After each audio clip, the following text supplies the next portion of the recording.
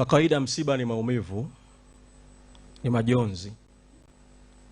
Lakini kwa umri wa mzee wetu na kwa makubwa ambayo ameyafanya mzee wetu na kwa mapito magumu ya kiafya aliyoyapitia siku za mwisho za uhai wake,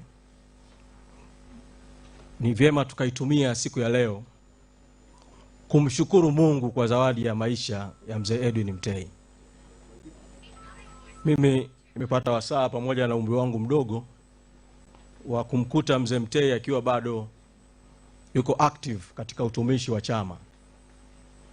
Mambo mawili na yakumbuka sana kutoka kwake. Alikuwa ni mzee mwenye msimamo na alikuwa ni mzee mwenye maadili. Alikuwa na msimamo kwa kiwango ambacho wakati mwingine alikuwa anaona kama ni mbishi hivi, lakini kumbe ni kwa sababu akiwa na jambo na akiliamini anataka alisimamie mpaka mwisho. Tutatoa mfano mdogo tu mmoja.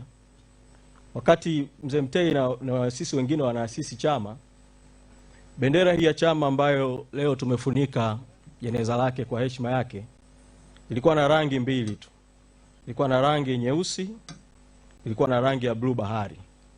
Ile alama ya vidole viwili ilikuwepo.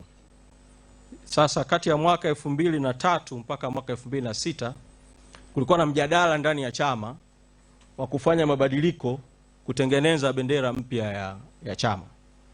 Kwa wapo waliokuja na mawazo kwamba ile alama ya vidole viwili iondolewe na badala yake kuwekwe alama ya ngumi. Hii alama inamaanisha vema au ushindi, victory sign. Mzee Mtei alisema mnaweza kubadili vitu vingine vyote kwenye bendera ya Chadema, lakini hii alama ya vidole viwili msiondoe. Na alisimamia hilo mpaka imeendelea kubaki kuwa alama ya kudumu ya utambulisho wetu.